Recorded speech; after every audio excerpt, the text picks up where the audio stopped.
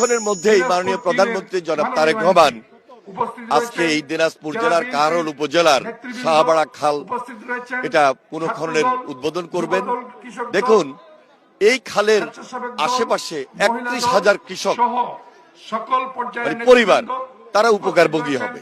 আরেকদিকে 60,000 হেক্টর জমি উৎপাদিত যে ফসল উৎপাদন সেটা বৃদ্ধি পাবে। এখন দীর্ঘদিন থেকে এই খাল খনন হয় নাই। এই খাল খনন হওয়ার পর আমরা আরেকদিকে আরেকটা বেনিফিট পাচ্ছি, আরেকটা সুবিধা নিব। সেটা হলো একদিকে সেচ ব্যবস্থার উন্নয়ন হবে, আরেকদিকে পরিবেশের উন্নয়ন হবে, নদী পথে যাতায়াতের পরিবহনের সুযোগ বৃদ্ধি পাবে। তারপরে যেটা হলো পরিবেশের ভারসাম্য তৈরি হবে, মাছের চাষ বৃদ্ধি পাবে, কর্মসংস্থানের সুযোগ হবে।